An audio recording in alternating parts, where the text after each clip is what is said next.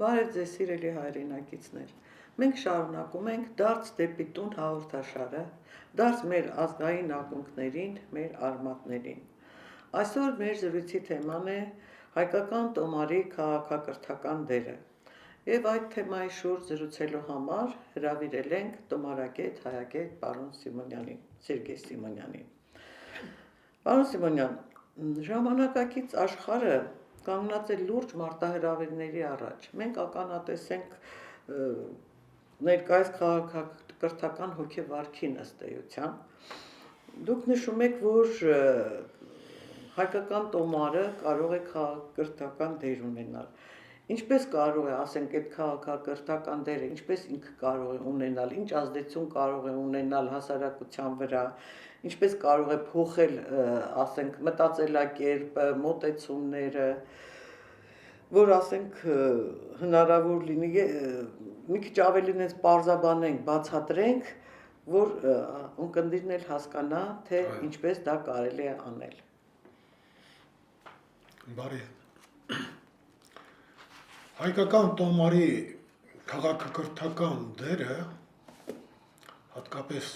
ներկա նոր ժամանակներում շատ մեծ է, բայց որպեսզի մարդիկ հասկանան, հայությունը հասկանա, որ տոմարադիր իրենց Հայկ Նահապետից ավանդված այդ տոմարը հեռավոր անցյալից, որ ներկա ժամանակներում կարող է լուրջ քաղաքակրթական դեր խաղալ, այստեղ որոշակի պարզաբանումներ են պետք, որ մարդիկ հասկանան։ Նախ եւ առաջ մարդիկ, հասարակությունը, բոլոր առումներով, ինչ գործունեությամբ էլ որ զբաղվում են, այդ գործունեությունը ծավալվում է տարածության ժամանակի մեջ։ Չկա մի գործունեություն, չկա մի ոլորտ, որ այդտեղ այդ գործառույթը որոշակի ժամանակի եւ որոշակի տեղի հետ չառնչվի։ Հին ավանդական պատկերացումներում սրբազան միշտ ուշադրության կենտրոնում է եղել, որ ցանկացած գործառույթի գործունեության հաջողությունը պայմանավորված է, եթե այն իրականացվում է ճիշտ ժամանակին։ Եվ իհարկե ճիշտ տեղում։ Այդպես արտահայտություն կա, չէ՞, ճիշտ ժամանակին, ճիշտ տեղում։ Եթե գործունեությունը անկախ լավ նպատակի է ծառայում, վատի է ծառայում, ինչ է, այդ նպատակը իրականացնելու համար, եթե տեղն ու ժամանակը ճիշտ չի ընտրված, այդ գործը մատնված է անհաջողության։ Հենց սրանով մենք կարող ենք արդեն ասել, որ եթե տոմարը, որը ժամանակի հաշվարկման մարդկությանը հայտնի կարևորագույն միջոց է, եթե այդ տոմարի տեսակից, տիպից, օրացույցի եւ այլն, եթե այն չի համապատասխանում որակապես տվյալ տեղանքին, հա? Որակապես տվյալ ազգի մշակույթի չի համապատասխանում, ուրեմն նա զուտ ժամանակի քանակական չափիչ է եւ կարելի ասել անորակ օրացույց։ Մի քիչ այդ կոպիտ կարող է ունի, որ ասում ենք անորակ։ Հիմա ես դա ասեմ, թե ինչ նկատի ունեմ անորակ ասելով։ Ընդհանրապես ժամանակը տարվա կենաց պարբերաշրջանում մեր արեգակնային համակարգությունում արեգակը, արեգի ակը, որը նաև Աստծու աչք է, մեծ հոսք է տեղ ունենում, լույսային, ճառագում է տեղ ունենում, այդ Աստծու աչքի միջոցով արեգակնային համակարգի մոլորակները եւ հենց կոնկրետ մեր երկիր մոլորակը։ Եվ այդ մոտարապես 365 օր, որ մենք ասում ենք կլորացրած, յուրաքանչյուր օր Աստծո աչքից, արեգի ակից, արևի ակից գալիս է լույս, բայց այս լույսը զուտ քանակ չի, այս լույսը որակ է նաև, որակ է, այսինքն այն բնության մեջ երկիր մոլորակի վրա մենք ինչ գույներ որ տեսնում ենք, դա լույսի արկայության պատճառով եւ այդ գույները ամեն ինչն էլ որոշակի գունային այդ լույսի երանգների լեզուն որ հասկանամ, որոշակի որակների մասին է խոսում, որոշակի որակների մասին է խոսում։ Հիմա կան օրացույցներ, օրինակ ներկայիս Գրիգորյան տոմարի օրացույցը, որը հաջորդն է Հուլյան տոմարի, ինքը Հուլյանն էլ իր նախորդն էլ դա շինծու օրացույց։ Շինծու իր ամսակարգով, իր ամսվա օրակարգով շինծու է, զուտ ժամանակի քանակական չափում է, որակ չկա, որովհետև թե Հուլյան տոմարի, թե հին Հուլյան տոմարի, թե նոր Գրիգորյան տոմարի ամսանունները եթե մենք իմաստային առումով բանանենք, մենք կտեսնենք, որ դա ներկա ժամանակներում և անիմաստ են դարձել։ Հիմա ասենք կոնկրետ օրինակներով։ Օրինակի համար 12 ամիս է, թե Հուլյանի ամիսները, թե Գրիգորյանի։ Կան ամիսներ, որ ասում են սեպտեմբեր, հոկտեմբեր, նոյեմբեր, դեկտեմբեր, այդ սեպտեմբերը, հոկտեմբերը, նոյեմբերը, դեկտեմբերը, իրենց իմաստով սեպտեմբերը 7-րդ ամիսը սեպտա, հոկտեմբերը օկտա, օկտավայի հետ, որ մենք ասում ենք 8-ի հետ է կապված, նոյեմբերը 9-րդ ամիս, դեկտեմբերը 10-րդ ամիս, բայց Հուլյան տոմարում և Գրիգորյան տոմարում, այս ինչ որ ասեցինք, դեկտեմբերը ոչ թե 10-րդ ամիս է, այլ 12-րդ ամիս է, և նույնն էլ դրա նախորդ մի քանի ամիսները, այսինքն մենք տեսնում ենք քանակական առումով, որ նշվում է, ասենք, թե 6-րդ, 7-րդ, 8-րդ, 9-րդ, 10-րդ ամիս, սրանք երկու ամսով տեղաշարժ է ունեցել, 10-րդ ամիսը դարձել է 12-րդ ամիս, 6-րորդը դարձել է 8 և այլը, այդպես, ուրեմն մենք տեսնում ենք, որ այս ամսանունները ժամանակի այդ ամիսների հաջորդականության մեջ, տարվա սկզբի հետ կապված և մինչև վերջը, իրականությանը հիմա չեն համապատասխանում։ Եվ հետո, այս Հուլյան օրացույցը, տոմարը, և դրան հաջորդող Գրիգորյանը որ կա, ամսանուններ կան, օրինակ հուլիս ամիսը, Հուլյանոսի հետ է կապվում, իրենց կեսարի, Օգոստոսի հետ և այլը, որը լայն տարածում է գտել արևմուտքում և քրիստոնյա երկրներում, այս մարդիկ, որ այդքան շատ էին ուզում, որ կռապաշտություն չլինի, իրենց այսպես ասած հին հեթանոսական ոչ մի բան քրիստոնեության չմտնի, այդ մարդիկ ոչ սրբեր են եղել, ոչ էլ բան, դրանք հին, այսպես ասած, իրենց իմացած կռապաշտական հեթանոսության ներկայացուցիչներ են։ Հիմա հայկական տոմարը, երբ որ մենք ասում ենք, ի տարբերություն Հուլյանի, ի տարբերություն Գրիգորյանի, վկայված է, փաստված է, որ նրանք շինծու տոմարներ են, սրբազան տոմարներ երբեք չեն համարվել, որոնց որոշ ամիսներ 30 օր են, որոշները 31, և 4 տարի մեկ փետրվարն էլ 29 օրական օր և այլը, մերը վկայված է, փաստված է, որ աստվածատուր սրբազան տոմար է։ Ապա հարց է առաջանում, այդ ոնց եղավ, որ այդ քրիստոնյա աշխարհը, այդ շինծու տոմարները, օրացույցները վերցրեց օգտագործեց, բայց մեր հայրենիքում, երբ որ քրիստոնեությունը մուտք գործեց, Հայկյան սրբազան տոմարը չօգտագործվեց։ Պարոն Սիմոնյան, իսկ ինչի մենք հրաժարվեցինք մեր տոմարից, ինչի մենք չկանգնեցինք մեր տոմարի վրա, մենք ասենք, որ մենք սրանով ենք ապրելու, սրանով ենք առաջ գնալու։ Ինչ եղավ պատճառը, որ մենք հեռացանք դրանից։ Չէ՞ որ եղան ազգեր, որ պահեցին։ Հայ ազգը երբեք ինքը չի հրաժարվել իր օրացույցից, իր տոմարից։ Այն թվականներին, երբ որ քրիստոնեությունը իր ծավալապաշտությամբ, որովհետև մենք գիտենք, Կոստանդիանոս կայսերը երբ որ արդեն իր կյանքի վերջի օրերն էր ապրում, մահճում էր, նոր այն ժամանակ ինքը քրիստոնեություն ընդունեց, բայց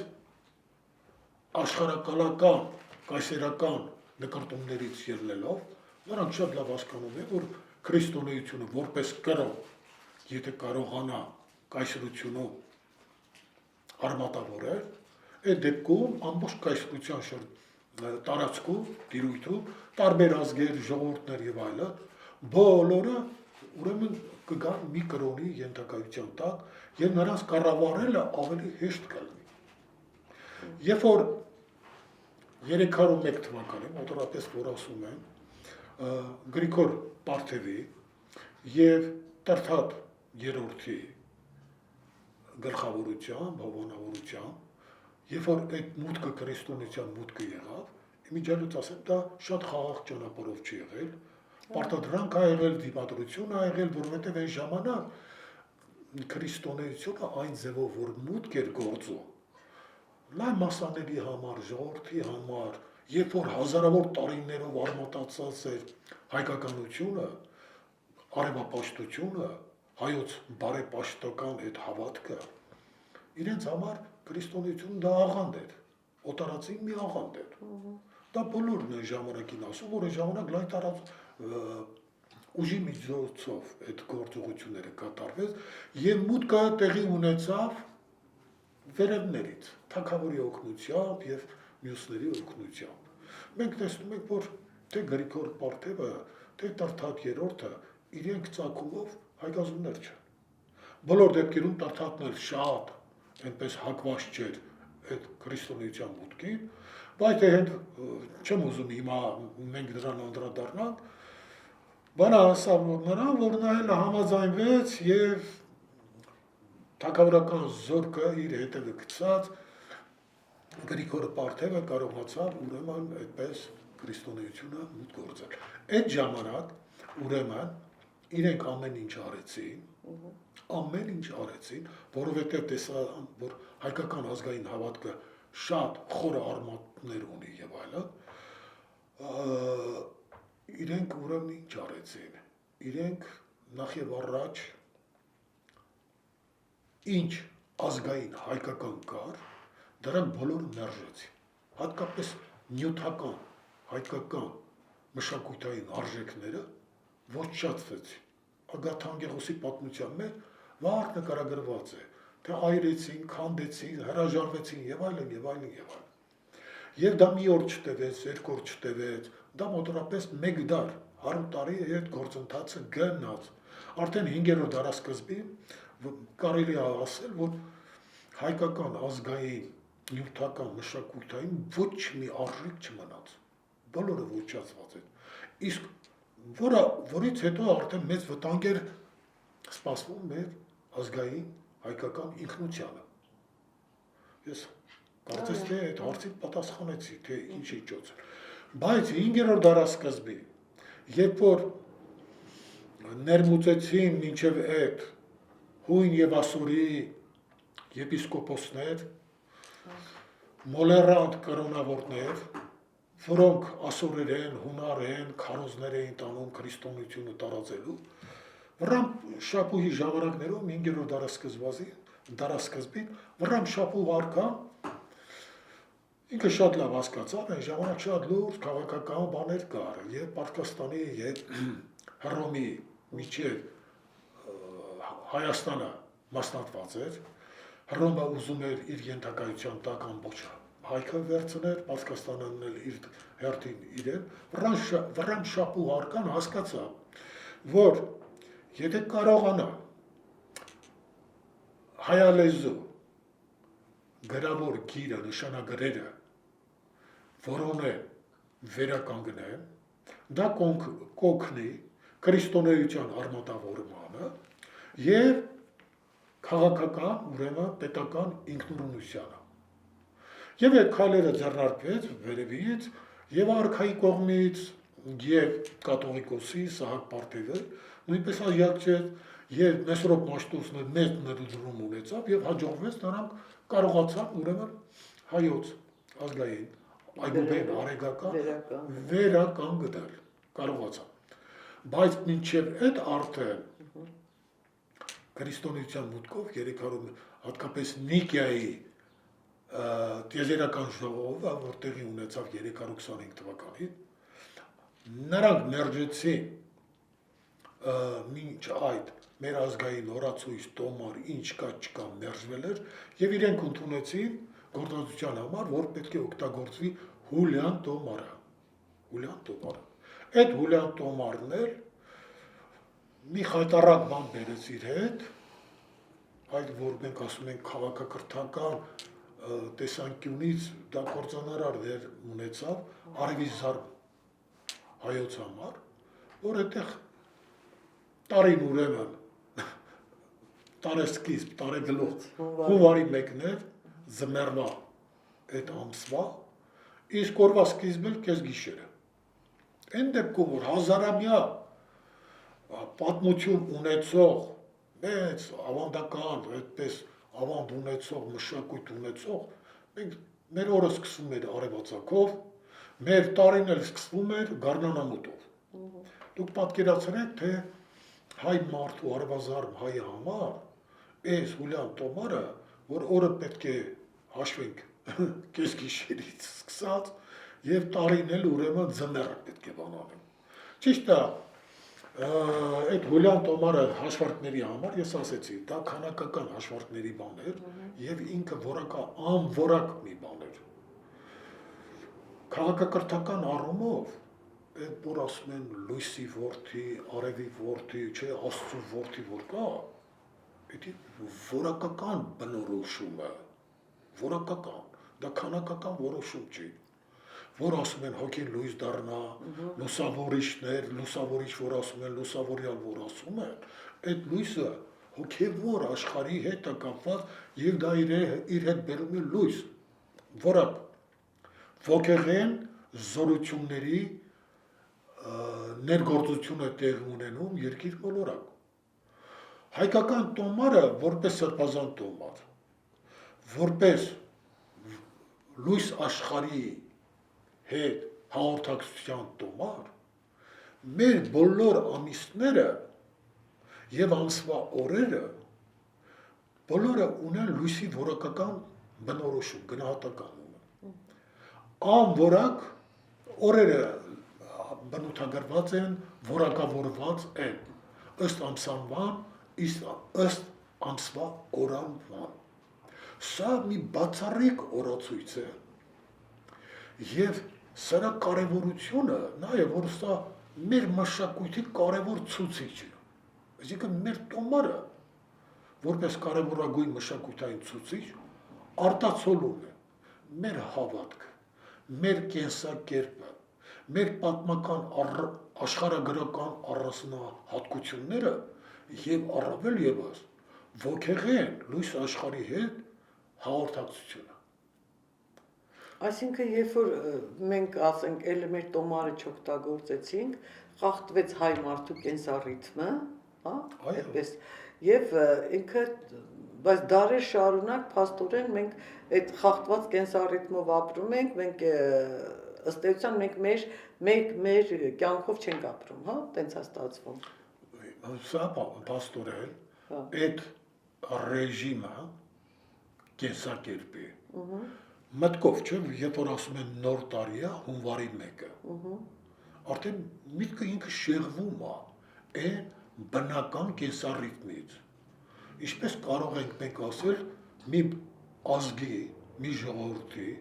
Արևի Զար, որ ասենք գիտես ինչ, դու մինչև հիմա քո նոր տարին, ամանորը, տարեգլուխը սկսել ես գառնանամուտից, սրանից հետո քո մտքում ասում եմ դա պետք է լինի հունվարի։ Հունվարի 1-ը։ Այդ հունվարը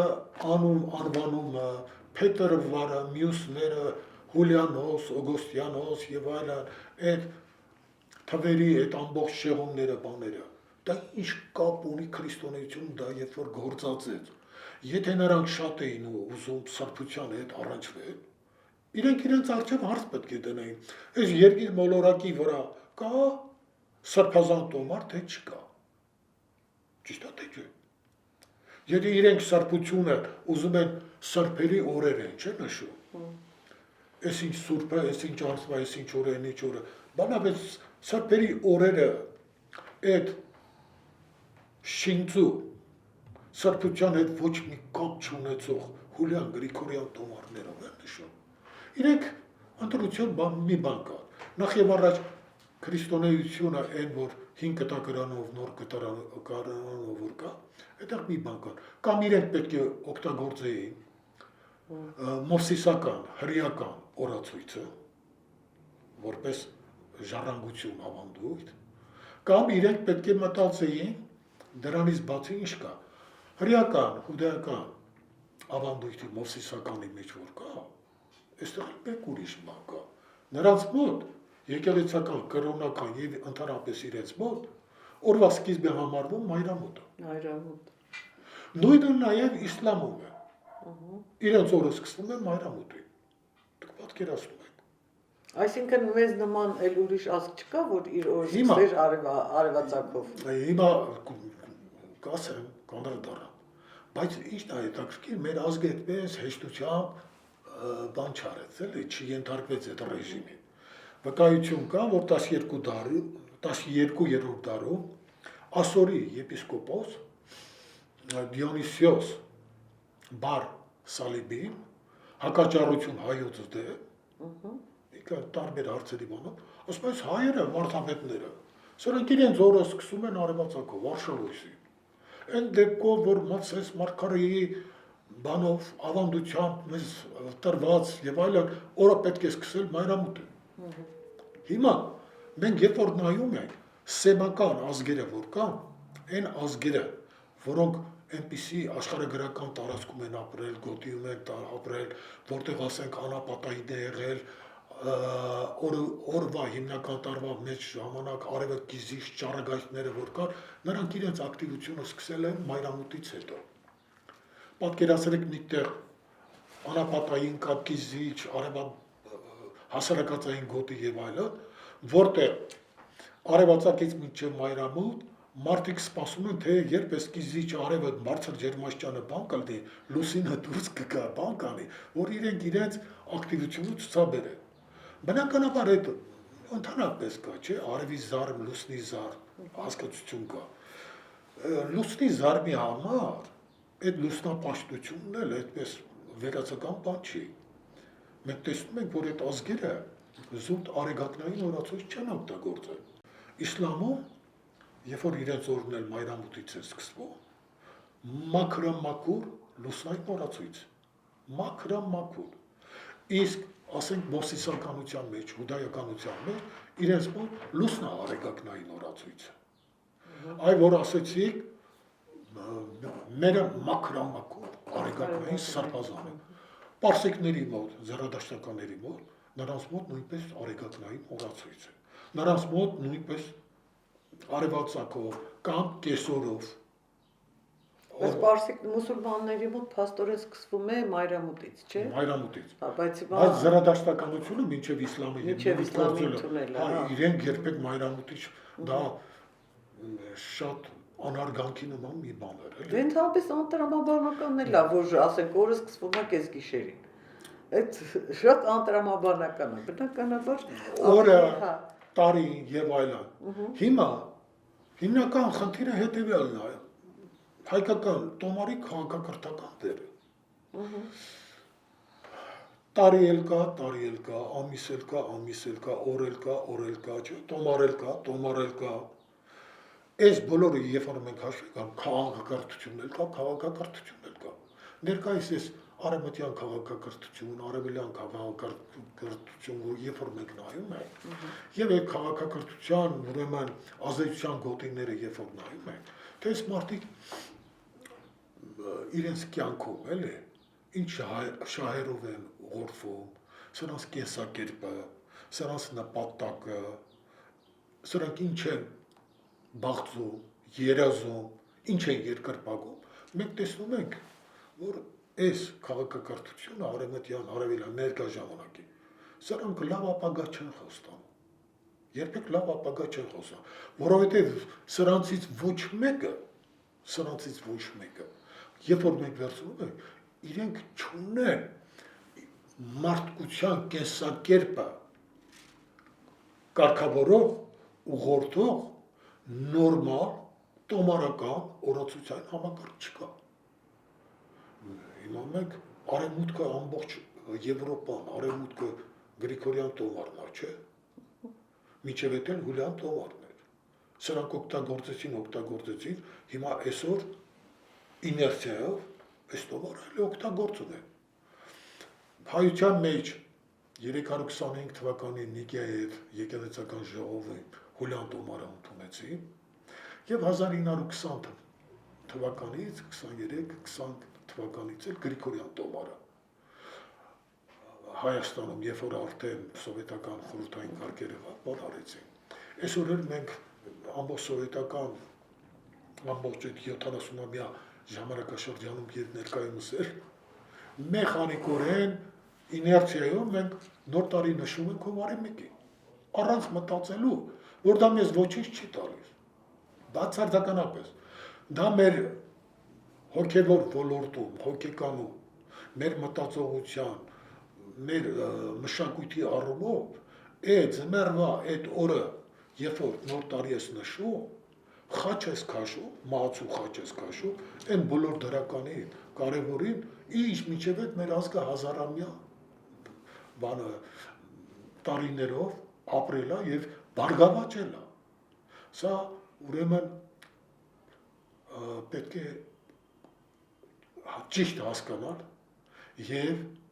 ըմբռնումով մոտենալ, որ այս նոր ժամանակներում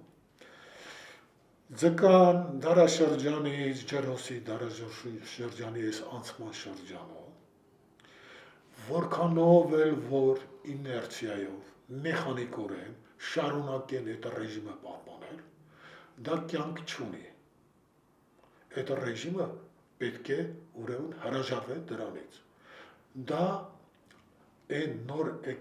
ոնց որ ասած ջեզերքից, ոգեղեն աշխարհից, այն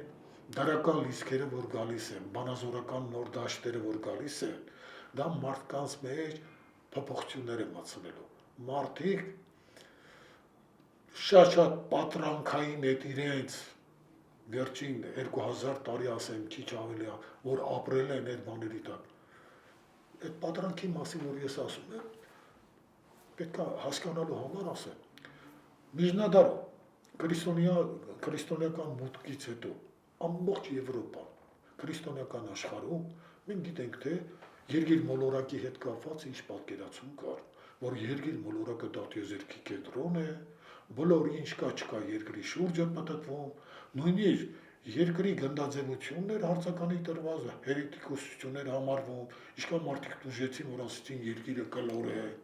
եւ ինքն էլ իր հերթին պատտվում է արեկակի շուրջ, մեկին այրեցին, մեկին կալանավորեցին, մեկին պատժեցին, մեկին հազար ու մի պատիժ, ինչ պատիժներ եղան, բայց վերջո հասկացան, որ այդ կրոնական մոլեռանդությունը, որ այդ սուրբ գրքերում այլաբանորեն որոշ բաներ որ տրված են, բառացի տառացի ընդունելու, ինչքան մարդկությունը դժեց։ Մինչև նոր հասկացան, որ այդպես չի, այս երկիր մոլորակը տիեզերքի կենտրոնը չի։ Այս երկիր մոլորակը իր առանցքի շուրջը պատտվում, արեքակի շուրջը պատտվում եւ այլն։ Ես այս օրինակ ինչի համար եմ բերում։ Վերջապես գալու են հասնելու են, որ ասեն, այս ինչ տխմար մենք իրավիճակում ենք գտնել, տխմար վիճակում, որ այս Հուլիան Գրիգորյան տոմարի փոխարեն հայկական տոմարը չենք օգտագործել։ Մի հայկական սրբազան տոմար է եղել, որը մենք չօգտագործեցինք։ Հայների Շլիմանի մասին մենք ասեցինք, չէ։ Եվրոպայի ողբերգությունը այն է, որ հայկական մշակույթի փոխարեն հիմք ընդունեց հունականը։ Հիմա այդ ողբերգությունը նաև մեր գլխիներ եղավ, որ մեզ էլ ասեցին, որ գիտես իր, քո հայկական մաքուր մշակույթը դու էլ իրավունք չունես օգտագործելու։ Հիմա նոր ժամանակներ են, աշխարհակալական, հելինիզմ կար մինչև քրիստոնեության մուտքը, այնտեղ օտարածին շատ բաներ բերեցին, մցրեցին եւ այլն, եւ մեզ էլ պարտադրեցին Թոնդրակյան շարժում եղավ, Պավլիկյան շարժում եղավ, ամբոստացում եղավ, կամած ազգայինը, այն աստվածայինը, այսօր ինչ է կատարվում։ Նույն բանը։ Այսօր էլ խայտարակ բաներ է կատարվում։ Հիմա քաղաքակրթական առումով պետք է հասկանամ, որ հայկական եւ հասկանում են հասկացողները, որ հայկական բարձրավանդակը լեռնաշխարհը դա սարբազան տարածք է, սուրբ օրինաց երկիր, որ ասում են, աստվածամարդկանց երկիր, որ ասում են, այսօր էլ այս տարածքը որպես երկիր մոլորակի համար շատ կարևորագույն մի տարածք, սա պետք է բոլոր այդ օտար ինչ մուտք է գործել, անվորակ, որ այս նոր ժամանակներում դրանք պիտանացու չեն, դրանք բոլորիս պետք է Իսկ դրանցից ինչպես պետք է դուրս մղվի այդ ամեն ինչը, այսինքն մենք պետք է բերենք մեր տոմարը, դա ինչ, որպես քաղաքական ծրագիր կտելնի, որպես մշակութային ծրագիր կտելնի, ոնց պետք է մենք մեր տոմարը նախ մեզ հասկացնենք, հետո նոր արդեն մնացած աշխարհին։ ընդհանրապես Հա։ մարդիկ եթե մի բան օգտագործում են, գիտակցելով, հասկանալով են հիմնականում ճիշտ օգտագործում, եթե դու գիտես, որ էսի լավն է, եւ դու գնահատում ես դա որպես լավ, բարի, որակյալ, ինչքան հիմար պետք է լինես, որ դա չօգտագործես։ Իսկ այդ դուն ով է, այսինքն Հիմա։ հա, Արդեն մենք ներկայացնում ենք եւ ասում ենք, որ հայոց սրբազան տոմարը վերականգնվել է նրա ժամանակին խաթարված ամսակարգը եւ այսօր մեզ ներկայանում է իր ավանդական այդ ճիշտ վերականգնված ամսակարգով, ամիսների օրակարգով, օրերի ժամակարգով։ Եվ սա մարդու կյանքը հոգևորի հետ հաղորդակցելու առումով մի աստվածատուր պարգև է, գանձ է, որ հայ ազգին տրված է եղել ժամանակին եւ դրանով հայ մարդը իր կենսակերպը, իր ապրելակերպը կանոնավորել է եւ ամեն ինչ հաշվի է նստել այդ ժամանակի տարածության հետ, ինքը բարգավաճել է։ Հիմա նոր ժամանակներում, երբ որ մենք ներկայացնում ենք, թող որևէ մեկը, որ ասում է, ոնց կլի, ասենք 2000 տարի Հուլիան Գրիգորյան ենք օգտագործում, հիմա նորից նստենք, ասենք, չգիտեմ, նախաքրիստոնեական եւ այլն։ Եղբայր, վերջը այդ քրիստոնեական աշխարհը ընդունեց, որ երկիր մոլորակը տիեզերքի կենտրոնը չի։ Ընդունեց թե չէ։ եւ շատ բաներ Ընդունեց, որ երկիրակալ օրը հա։ պատատվում է եւ այլն։ Հիմա եկել է ժամանակը ասում է, այդ Հուլիան Գրիգորյան տոմարը մարդկությանը, արևմուտքը, Եվրոպա եւ այլն, տանում է փակուղի։ Նա իր կյանքը խաթարվել է։ Նա չի ժամանակին իր օրվա կենսառիթմը չի կանոնավորում։ Տարեկան կենսառիթմը չի կանոնավորում։ Իր ամսական կենսառիթմը չի կանոնավորում։ Նրա համար օրահաշիվը, տարահաշիվը քանակական է, որակապես զրկված է։ Իսկ հայկական տոմարը քաղաքակրթական առումով նոր ժամանակների համար բերում է նոր որակ, նոր մտածողություն, նոր հասկացողություն։ Մենք պետք է այս ամեն ինչ ճիշտ գնահատենք։ Հիմա ճիշտ է, այս նոր արևմուտք, արևելքի ժամանակ տեխնացին քաղաքակրթությունը կապ չունի սոցիալիստական, կապիտալիստական, տեխնացին է։ Տեխնոկրատական մոտեցումը, տեխնիկան, արդյունաբերությունը լավ զարգացել է բաման, ձեռքբերումներ կա, բան կա, հույսը դրել եմ, որ այս տեխնոկրատական այս ձեռքբերումներով իրեն կարող են ամեն հարց լուծել։ Մենք ասեցինք, Դա բերեց նրան, որ ամեն ինչ աղտոտել է։ Հողը աղտոտել են, ջուրը աղտոտել են, օդը աղտոտել են, մարդկանց հոգին աղտոտել է, միտքը աղտոտել է, մենտալ այնպիսի բանը աղտածի վիրուսներ կա, ծուռ մտքեր, չարամտություն եւ այլն, հազար տեսակի բաներ կա եւ այլն։ Այս բոլորը մարդուն չեն թողնում առաջ մտածելու։ Ողջամտություն մարդիկ չեն կարողանում ողջամիտ բան ցուցաբերել։ Հիմա հայ ազգը այսօր մենք ներկայացնում ենք եւ ասում ենք, որ Հայկյան Սրբազան տոմարը արեգակնային օրացույցը ինքը այս առավելությունները ունի եւ չկա մեկը գետ մեկը, որ ասե գիտեք ինչ։ Հիմա եկեղեցին էլ է ասում, որ սա Հայկ Նահապետի կողմից ավանդված սրբազան աստվածատուր տոմար է։ Ամեն եկեղեցին դա ասում է։ Այո, վկայված է եկեղեցական տոմարագիտությունում ես հոդված ունեմ, հարատարակված հոդվածներ, միշտ էլ մեջ բերում ենք եւ այլն, եկեղեցական տոմարագիտությունում։ Եվ ասում է, որ այդ տարին էլ սկսվել է գառնանամուտով, արեգամսվա արեգորով։ Հիմա դե ժամանակ ասում ենք ինչ ալիք էր, աշխարհակալական, ցավալապաշտական, այդ որ մուտք գործես, կայսերապետությունների արեմուտքի համար ձեռնտու, այս ամեն ինչը ոտի տակ դրեցի, բան արեցին, իհարկե այդպես հեշտ չանցավ։ Բայց հիմա այս նոր ժամանակներով մարդիկ շատ է քիչ այդ որ անընդհատ տեսնում են, որ ախր այսօր է տանում այս բան։ Դա այնքան հեշտ է մտցնել կրթական համակարգ։ Կրթական համակարգ։ Այսինքն, եթե կրթական համակարգ մտցելու, ուրեմն դա պետքա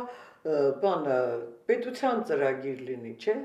Հիմա ասեմ, Պետությունը պետք է որոշի, որ դա մտնի կրթական համակարգ, եւ երեխաներն էլ, ասենք, դպրոցից սովորեն ու իրենք, ասենք, տիրապետեն այդ տոմարի բոլոր այդ գաղտնիքներին։ պետք է արդեն ժամանակն է, օրինակի համար դպրոցում ասում են մաթեմատիկա,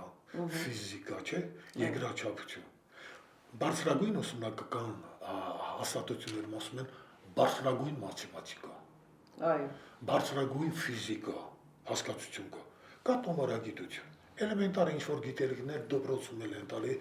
ավագ դպրոցում բանում, աստղագիտության դասեր էին կաման, որ այսպիսի օրացույցներ կան սա կա, դա շատ մակերեսային մոտեցում։ Տոմարագիտությունը նաև կա բարձրագույն տոմարագիտություն։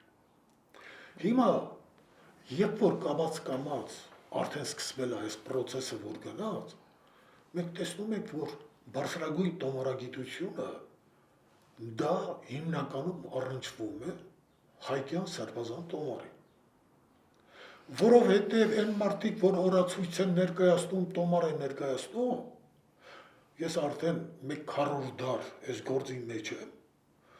ով ինչա գրում, ինչա մտածում եւ այլն, շատ շատերը անտեղյակ են։ Նույնիսկ այնպիսի տարական բաներ կա, որ սրանք իրարից չեն զատում, չեն տարբերակում, չեն հասկանում, ինչ բան է հայկական արեգակնային տիպիկ զուտ օրացույց, չեն հասկանում։ Բարձրագույն տոմարագիտությունը, երբ որ դրանք ուսումնասիրեն, հայկական տոմարի բազայի վրա օրացույց, իրենք կհասկանա, թե ինչու հայկական տոմարում առաջի ամիսը, ասենք, արեգ ամիսն է, հետո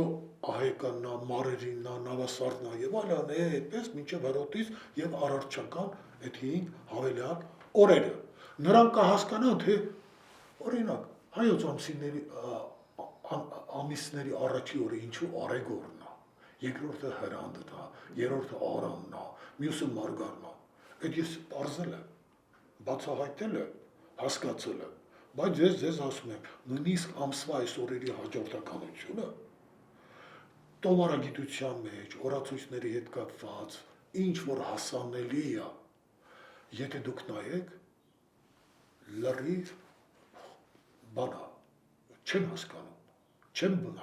թե այդ ինչ հաջորդականություն է, այդ ինչ կարգ է, այս հայ աստղաբար քրմերը, ավագ քրմերը, որ այդ ամեն ինչը իրենց մենաշնորհն է եղել, այս օրերի հաջորդականությունը, այս ինչ օրինաչափություն է։ Ամոթալի էլ է, ուրեմն տոմարագիտության մեջ շատ բաներ կա, որ այսօր մենք կարող ենք մատուցել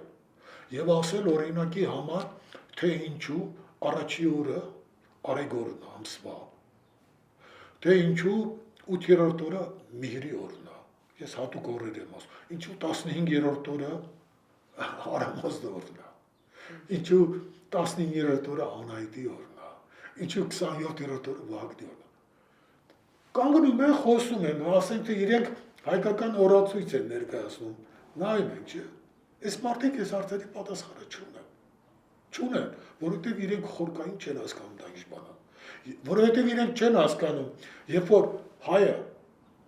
իր մտածելակերպով, իր հասկացողությամբ, երբ որ ասում են այսօր արեգամսվա արեգորն է,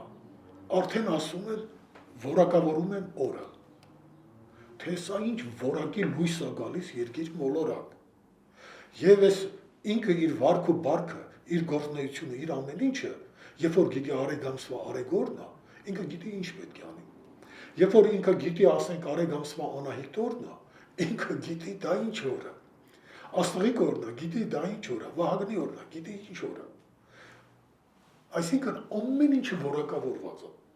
Իսկ այդ Հուլիան, Գրիգորյան տոմարներով այնտեղ օրերը, ասենք, սեպտեմբերի 1, 2, 3, չգիտեմ հունվարի 1 եւ այլն, չէ՞, այդ 1-ը, 2-ը, 3-ները քարակական թվեր են։ Ոչ մի որակ իրենից չեն ներկայացնում, խախտված ամսակարգով,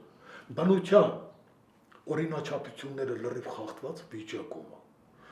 Հիմա քաղաքական այդ դերը նոր ժամանակներում մենք տեսնում ենք, որ հայկական տոմարը շատ մեծ դեր պետք է խաղա, ահավոր մեծ դեր պետք է խաղա։ Եթե ինչ-որ մի Հուլիան տոմար ինչ-ինչ միջոցներով տարածում է գտել, ինչ-ինչ երկրային աշխարհիկ շահերին, կայսերապետական ծառայելու համար։ Հիմա եթե դիմացը նոր մարդկություն իր հոգևոր մտավոր որակներով, մենք դրան անդրադարձել ենք, պիտի ձևավորվի, առաջի հերթին այդ հնարավորությունները, այդ նոր մարդը ինքը ժամանակի տարածության մեջ իր վարք ու բարկը պիտի ճիշտ կառավարի։ Իսկ դա հնարավոր է սրբազան, աստվածատուր, արեգակնային տոմարով։ Արևային ռեժիմը արիական ազգերի համար, առավել ևս զուտ արևի զարմ հանդիսացող հայ մարդու համար շատ կարևոր է։ Արևի զարմը լուսնային ռեժիմով չի կարող ապրել։ Դա իր համար հակաբնական է։ Իր բնությունից չի բխում, իր էությունից չի բխում։ Իր դիմացը տիեզերական գառնանամուտ է։ Ուրեմն արևային քաղաքակրթություն է գալիս տիեզերական գառնանամուտի, ջրոսի դարաշրջանի։ Արևային քաղաքակրթությունը դա այս մեզ հայտնի, որ ներկայացնում են, չէ՞, քաղաքակրթությունները նույնիսկ պատմության մեջ, իր որակով, իր տեսակով տարբերվում է բոլորից։ Շատերը կարող են հարց տալ, լավ, այդ Հայկ Նահապետի ժամանակներից, որ այդ արևային քաղաքակրթությունը արդեն ձևավորված մուտք է գործել հայոց աշխարհ, այդ բարձր քաղաքակրթությունը, ինչ մենք ասում ենք, որ այս ներկայիս զարգացած տեխնոցին, տեխնիկան, գիտությունը, չէ, այդ ամեն ինչը չկար, չէ, այն ժամանակ, այսպես որ կա։ Բայց այն ժամանակ ինչի դա չեն բան արել, այդքան մեծ տեղ տվել։ Դա ոչ թե նրա համար, որ իրենց պիտքը տկարեր եւ այլն։ Այն ժամանակ մարդիկ սրբորեն էին վերաբերվում հողին, ջրին, օդին չէին աղտոտում, իսկ այս տեխնացին քաղաքակրթությունը տարիներով, ամիսներով, օրերով, 24 ժամ աղտոտում են։ Այսինքն այն ժամանակ մտածում էին ավելի շատ լույս աշխարհի հետ, ոգեղեն աշխարհի հետ, Աստծու հետ հաղորդակցվել, կատարելագործվել որպես աստվածամարդ, որպես լույսի որդի, որպես արևի որդի, երկրորդ ծնունդ որպեսի լինի,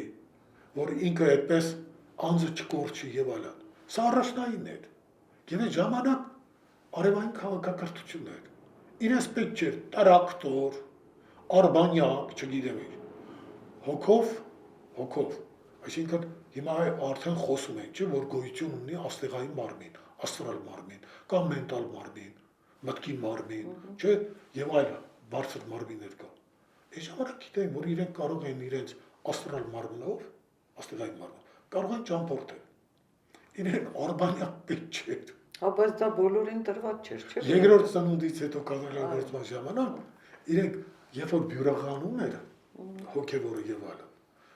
այդ աստրալ մարմինը որ կար, ինքը փոխադրության միջոց էր գիտակցության համար։ Մարդը դա վկայված բաներ են, որ օրինակ Արա Գեղեցիկի հետ կապված այդ պատմությունը որ գոյություն ունի, որ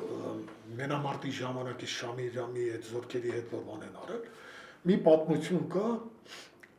Կլիմենտ Ալեքսանդրացին անդրադարձել է Արայան բանի Էրի մասին,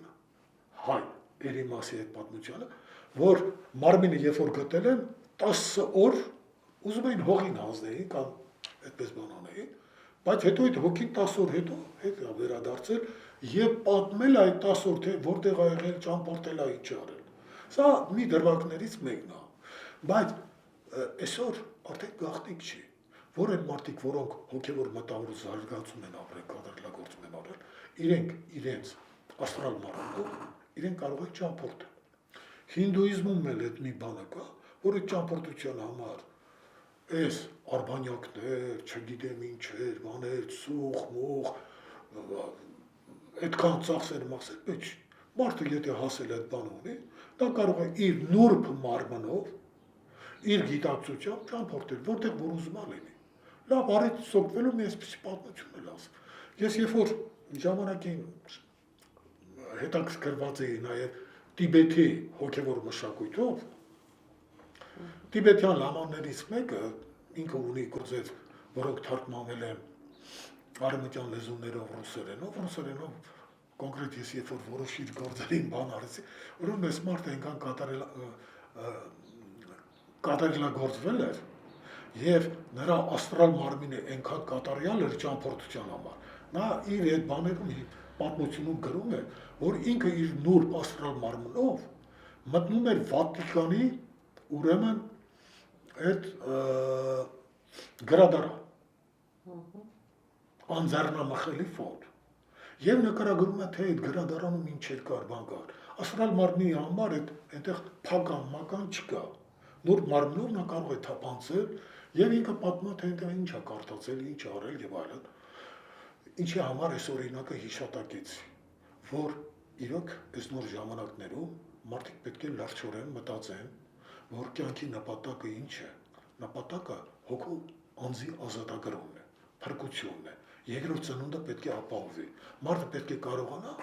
արդեն նոր ժամանակում այդ արևային ռեժիմը որ կա, դա նպաստում է մարդու նուրբ մարմինների կայացմանը,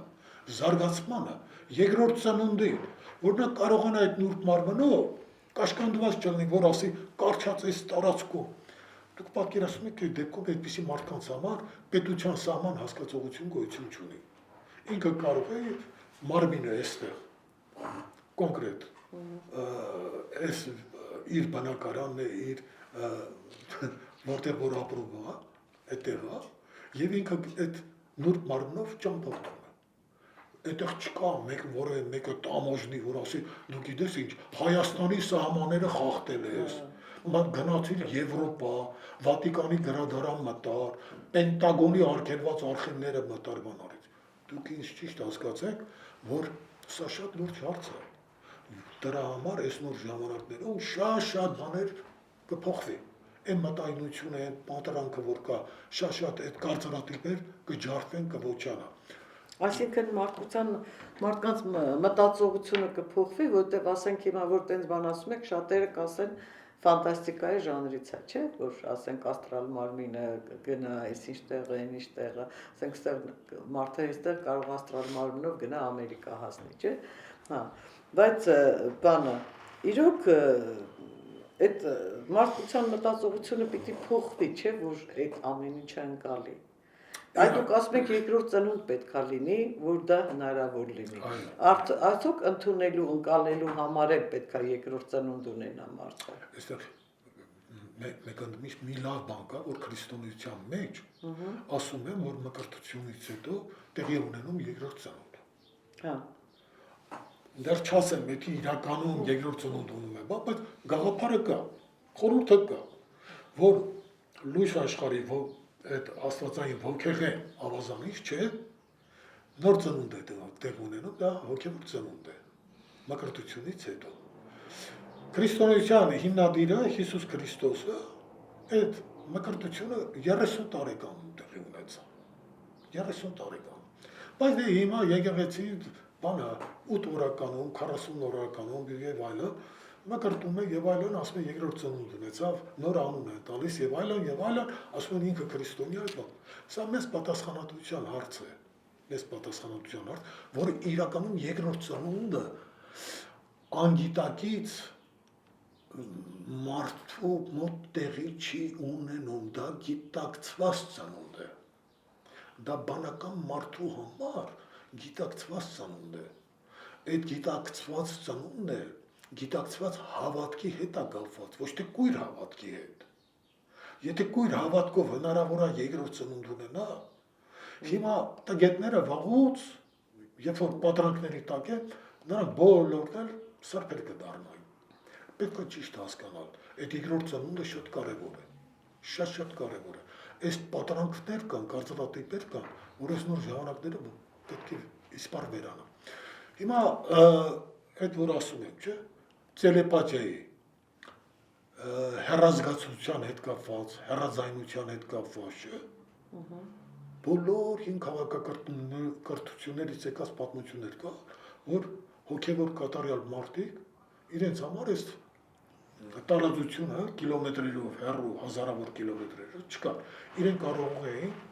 ներքին հոգևոր իրենց այդ բանով իրար հետ կապրվել, հաղորդակցվել։ Այս բանը կար։ Տելեպաթիայի այդ։ Բայց դա այդ մարդկանց թիվը շատ քիչ է։ Դե հիմա այդ այս միջնադարի հետ կապված եւ այլն մեծ մասը դրանից զուրկ էր։ 5 զգայարանների հետ կապված իրենք աշխարհանկալում ունեին։ Բայց այն ճշմարիտ սրբերը որ կային, այն ճշմարիտ աստվածամարտիկ, որոնք հաջողացրել էին այդ մակարդակին հասել են, նրանք բոլորն էլ ասում են եւ չէին դրվում, այսօր էլ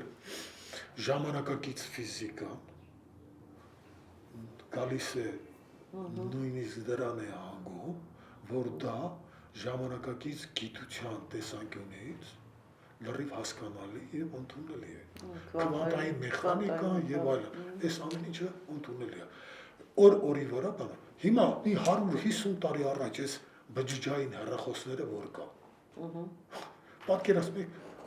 19-րդ դարում եթե որևէ մեկին բերեին ցույց, այն ժամանակ նույնիսկ էլեկտրական լուսավորությունը դա մի հրաշք էր։ Երբ որ էլեկտրական այդ լուսավորումը սկսեց քաղաքներ, գյուղեր մտնել, դա մի մեծ հեղափոխություն էր։ Մենք տեսանք հաշված 100 տարուց մի քիչ ավելի, ինչպիսի մեծ փոփոխություն է տեղ ունենալ մարդկանց այդ մտածելակերպի մեջ։ Այսօր արդեն մարդիկ այդ գաղափարված չեն ինչ-որ առումով։ Նրանք սպասում են նոր հրաշքների, նոր բաների, որ այնպիսի բաների կհասնեն, չէ,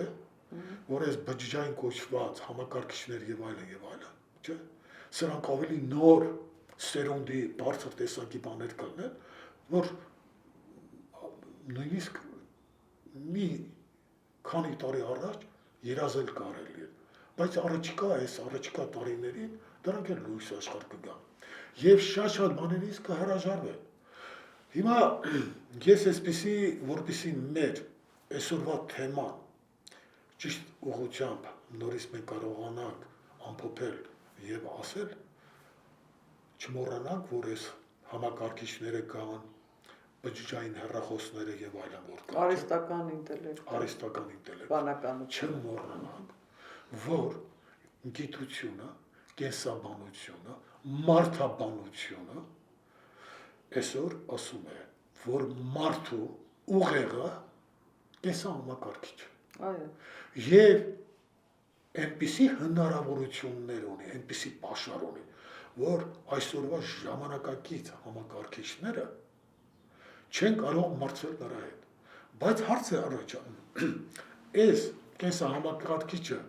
որ մարդը ունի ու չի օգտագործում լիարժեք, ինչի համար է տրված, այդ մեծ հնարավորություններ ունի, բայց ինքը չի կարողանում կյանքի կոչել։ Հզորագույն մի կենսահամակարգիչ է։ Այս նոր ժամանակներում, երբ որ մարդը կանցնի ճիշտ կենսակերպի, ապրելակերպի, ճիշտ ուրեմն այդ լեզուն էլ ինքը ծրագրավորող է մարդու համար, որպես բանական է եղել։ Իր ազգային լեզուն, մայրենի լեզուն, դա իր ծրագրավորման լեզուն է։ Բայց այստեղ թող այլազգիները իրենց ված չզգան։ Ամեն ազգին իր Ես ասեմ, կա լեզուները ոչ բոլորն են իրենց զարգացվածության աշխարհ, նույն մակարդակի վրա։ Կան զարգացած լեզուներ, կան աստվածաշունչ լեզուներ, արևաշունչ լեզուներ։ Հայերենը այդ լեզուն է, որը աստվածաշունչ լեզու է, արևաշունչ լեզու է, եւ հայ մարդու այդ կենսահամակարգիչը որ կա, նա կարող է այնպես ծրագրավորել, որ դա իր մտածողության, իր ամեն ինչով կարող է հասու լինել բոլոր գաղտնիքներին եւ ճիշտ որոշումներ կայացնի։ Իհարկե դա այդ ծրագրավորումը որ պետք է լինի լեզու, լեզվան մտածողությունը, միտքը, մտածողությունը առանց լեզվին այս կենսահամակարգիչ առանց լեզվի հնարավոր չի ծրագրավորել։ Մենք գիտենք ժամանակակից կոմպյուտերը, համակարգիչը, եթե մի հատ թերի լեզու են ծրագրավորման մտցնում, նա իր բոլոր հնարավորությունները չի կարող օգտագործել։ Այսինքն բարձր նոր սերնդի համակարգիչը պետք է իր համապատասխան լեզուն ունենա։ Եթե ժամանակակից մարդատար ավտոմոբիլը բարձր օկտանային թվով բենզինը չի օգտագործում, եթե նրա վառելիք որպես դիզելային վառելիք լացնեն, այս ժամանակակից մեքենա չի աշխատի։ Հիմա հայ մարդը, եթե այսօր անգլերենը դրոշակ են դարձրել, ուզում են բոլոր մարդիկ անգլերենին տիրապետեն։ Այն դեպքում, երբ որ կար մի ժամանակ, որ ամբողջ աշխարհի մարդկության համար, որպես էսպերանտո, որ ասում են, չէ, համամարտկային մի լեզու, հաղորդակցության, նաև այդ շարքում առաջարկություն կար, որ հայերենը լինի։ Հիմա այս էսպերանտո, ասենք, չդարձավ, գոնե աշխարհասփյուր հայության համար հայերենը իր գրափարով, իր արևելահայերենով, իր արևմտահայերենով, սա դպրոցում, կարտոջախներում, դա պարտման չի, պետք է տիրապետենք, որտեղ դա ծրագրավորում է մեր հայ մարդու կենսահամակարգիչը։ Ուրիշ լեզվով հնարավոր չի հայի ուղեղը, կենսահամակարգիչը, մտածողությունը ծրագրավոր է։ Եվ այդ ծրագրավորումն էլ ժամանակի մեջ է, չէ՞ տեղի ունենում։ Այդ ժամանակը պետք է մեր օրացույցի հետ կապված լինի։ Այսինքն դու ինչ որ անում ես, մտածում ես, խոսում ես, գործում ես, ժամանակի մեջ է։ Օրը ժամերից է բաղկացած, օրվա որ ժամի, ամսվա որ օրը, տարվա որ ամիսը եւ այլն, չէ։ Ես կարող եմ փակագիծը բացել, մարդու գործունեությունը, թե ոնց տարվա կենաց շրջանում ոնց պետք է ծավալվի, այս ռեժիմի։ Ինչի համար օրինակ դպրոցականները, որ դպրոց գնում են, առավոտյան են գնում։ Ինչի համար։ Հասարակ մի բան եմ ասում։ Սա եկել, բայց պետք է հասկանալ, եթե դպրոցականը գնա կեսօրի, այս ծրագրավորումը շատ թերի կլինի։ Ինչի համար են առավոտյան գնում։ Որովհետև այս միտքը, այս կենսահամակարգիչը, օրվա կենսառիթմի հետ կապված, ընկալողության տեսանկյունից կապված, ինքը ժամեր ունի։ Եթե Այդ ընկալունակությունը, եթե առավոտյան ժամերն են պարգևում, տպավորվում է, կեսօրին եւ երեկոյան դա այդպես չի։ Մարդիկ հոգնում են, արդեն մի քիչ աշխարհիկ բաներն է բանանում, չէ՞։ Իսկ քնից զարթնում են, թարմ վիճակում, գնում են դասընթացներին եւ այլն, այդ ամեն ինչը տպավորվում է։ Եթե օրվա մեջ դա կա, ամսվա մեջ էլ դա կա, տարվա մեջ էլ դա կա։ Կարծում եմ այդ օրինակով ես ասեցի, որ այս ամեն ինչը ժամանակի տարածության հետ կապված, հատկապես սրբազան տոմարով, իր ամսակարգով, ամսվա օրակարգով, օրվա ժամակարգով հնարավորություն է տալիս հայ մարդուն հասկանալով իր բոլոր առումներով, բնագավառներով իր գործունեությունը ճիշտ կազմակերպել ժամանակի եւ տարածության մեջ ու արդյունքը արդեն տպավորիչ կլինի, կստանա։ Դա կլինի դպրոցական կյանքը, դա կլինի ավելի բարձրագույն կրթօջախներում, դա կլինի աշխատանքի տարբեր ոլորտներ եւ այլն, դա կլինի կենցաղավարություն, դա կլինի գյուղատնտեսություն, դա կլինի մյուս բաները, առանձնապահություն։ Հիմա եթե այդպես է, դա այսպես ասենք, գյուղատնտեսության մեջ այդ վարել կա, ցանել կա, հնձել կա եւ այլն, չէ՞։ Այդ մեր տոմարը չնայած ոգեղեն բարձր կատեգորիայի հնարավորություններ է տալիս, նաեւ հնարավորություն է տալիս շատ բարձ կողմնորոշվել։ Մարդիկ երբ ցանեն, երբ հնձեն, երբ քաղեն։ Մենք սրբազան տոմարով մենք ունենք արդեն վերականգնված պատշաճ օրենք, ծիրան օրհնենքի տոնակատարություն, խաղող օրհնենքի տոնակատարություն, հաց օրհնենքի տոնակատարություն, չէ՞։ Ել չասեմ մնացած տոները։ Ամանորը երբ պետք է լինի, վարդավառը մեր ազգային երբ պետք է լինի, միրի ծնունդը երբ պետք է լինի, տնանդեզը երբ պետք է լինի։ Բայց երբ որ մենք ասում ենք խաղ օրհնենք, ծիրան օրհնենք, չէ, հաց օրհնենք, ուրեմն դա էլ խորհուրդ ունի։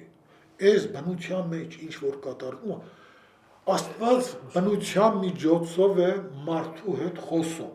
Բնության մեջ այդ բոլոր ձևերը, գույները, ինչ որ կա, դա լեզու է, որը պետք է բնության գիրկը ընթերցվի։ Մեր նախնիները դա շատ լավ ընթերցել են, դա արտահայտվել է մեր տոմարում, մեր մշակույթում։ Այդ մշակույթն էլ այնքան վառ է իր երգերով, իր պարերով, իր ճարտարապետության լեզվով, իր տոներով, ծեսերով, առասպելով, էպոսով, տոներով, ծեսերով, որ մեկ ասեմ, իր խոհանոցով, ամեն ինչով։ Ուրեմն ես, եթե ես ամենը չլնի, ինչ անվորակ, մենք մի ամբոխի հետ, մի հանրույթի հետ գործ կունենանք, որը իսկապես իրենից գորշությունից բացի ոչինչ չի ներկայացնում։ Պարոն Սիմոնյան, բայց մինչև այսօր մենք ունեցել ենք, չէ, եւ մշակույթը, եւ այդ ամեն ինչը բնության հետ կապը, այսինքն գորշ չենք եղել, չէ՞, մենք կոնկրետ մենք հայերի մասին է խոսքը։ Դա ասենք հիմա ձեզ լսողը հարց կտա, մինչև հիմա մենք հո գորշ չենք եղել, մենք ասենք արարել ենք, մենք ստեղծել ենք, մենք մի խոսքով նորմալ կյանքով ապրել ենք, ինչի եք ասենք տենց ասում, որ եթե ասենք սա չլինի, ուրեմն լավ, բերեք այդ հարցին պատասխանը շատ ակնառու է։ Եթե Կոմիտասը մեր զուտ ազգային այդ չքնաղ երաժշտություն երգերը գրի չառներ, նոտաների չվերածել, ինչ էր լինելու։ Այսօր ինչի մասին ենք խոսում։ Սարվանսյանի այդ մեր ավանդական պատմություններ եւ այլն չի որ կա։ Ասենք էպոսը գրի են առել, գրի չառնեին։ Այսօր մենք ինչի հետ էինք առնչվելու։ Այդ կան հատորներով ուրեմն հեքիաթներ, չէ՞։ Գրի են առել։ Տարբեր բարբարներով անով։ Եթե գրի չառներ, այսօր մենք ինչի հետ կառնչվեինք։ Եվ ես ձեզ ասեմ, սրան ոչ այս ամեն ինչը որ կա, քրիստոնեությունը չի նպաստել դրան։ Չէ, հայ մարդու մասին եմ ես խոսում։ Կոմիտասը երբ որ ազգայինով բաներ անում եւ ասում էին, որ նույնիսկ Կոստանդնուպոլսում, չէ, ինքը որ ազգային երկերով բանով ելույթեր ունենա, եկեղեցին ասում է, հեթանոսական երկեր են, բան են, սազական չի, քրիստոնեական եկեղեցում չէ, խոչընդոտ էին համանում, ինչ որտեղ ճնշումներ կար, բաներ կար, պատմություն կա, էլի։ Այսինքն մենք ինչ ենք տեսնում, որ այն ինչ որ մեզ հասել է մշակութային այդ հզոր ժառանգությունից, ինչ որ հասել է, դա երևի մի 5%-ն է, 10%-ն է։ Մեր մշակույթի հետ կապված հին նախաքրիստոնեական տոնակատարությունների ծեսերի հետ կապված քրիստոնյա արքիեպիսկոպոս, որ տոներին ծեսերին անդրադարձել է, ասում է մենք լիարժեք պատկերացում չունենք։ Այդ նախաքրիստոնեական շրջանում ասում է մեզ չի հասել։ Դե ինքը մի քիչ կոպիտ չի ասում։ Չի հասել թե իրենց ամբողջության բովանդակության մեջ այդ տոները ոնց են կատարվել, երբ են կատարվել ծեսերը, ինչ խորհուրդ եւ այլն։ Չի հասել։ Մենք այսօր անունները գիտենք շատերի եւ նրանք, որոնք որ ժողովրդի մեջ մնացել էին, հետո անվանափոխություններով, բաներով, չէ, քրիստոնեության մեջ մտան, չէ, անվանափոխումներով եւ այլն։ Համբարձումի հետ կապված, տրնդեզի հետ կապված, վարդավառի հետ կապված, Միհրի ծնունդի հետ կապված, չէ, լիքը բաներ կա, Անահիտի ուրեմն այդ հիմնականում տոները որ կային, մեծամասամբ Մարիամ Աստվածածնի հետ առնչվեցին, եւ շատ բաներ, չէ, այսօր եկել է ժամը, որ հայ մարդը հայեցի արևային ռեժիմով ապրելով իր պատկերացումները, ընկալումները, իր ինտուիցիան, ներքին զգացողությունը ըմբռնում է օրեցօր, տարեց տարի, ինքը կարող է հաղորդության մեջ գտնելով, կյանքի կոչելով Սարբազան տոմարը, մեր մարդատիպին սազական եւ երաժշտությունը